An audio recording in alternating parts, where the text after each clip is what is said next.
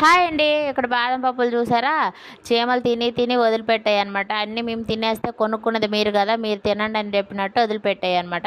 వాటినైనా మనం తిందాంలే అని చెప్పేసి అన్నీ నానబెట్టేసాను. నానబెట్టించిన తర్వాత అనిపించిందనమాట. ఇన్ని నానబెట్టేసాను అన్నీ గాని ఒకే రోజు తినాలంటే ఎలా తింటాము?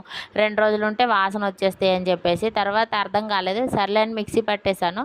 మిక్సీ పట్టేసి కొబ్బరి పాకం పడతాం కదా! అలాగా ఇది కూడా ఒకసారి పాకం పడదాము. టేస్ట్ ఎలా ఉంటదో ఎలాగున్నా కూడా తీయగుంటది తినేద్దాంలే అనేసి పట్టాను. కానీ టేస్ట్ మాత్రం సూపర్ వచ్చింది. కానీ దీనికి పేరు లేని స్వీట్ అయిపోయిందనమాట ఇది.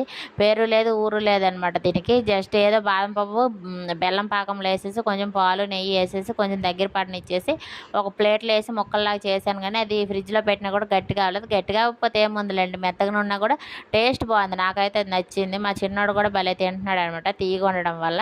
స్వీట్ అయితే ఇట్లా వచ్చిందనమాట. దీనికి ఏం పేరు పెట్టాలో అర్థం కాలేదు. మీరు ఏమైనా పేరు తెలిస్తే చెప్పండి. నా వీడియో కనుక నచ్చితే లైక్ చేయండి, సబ్స్క్రైబ్ చేసుకోండి. Bye bye.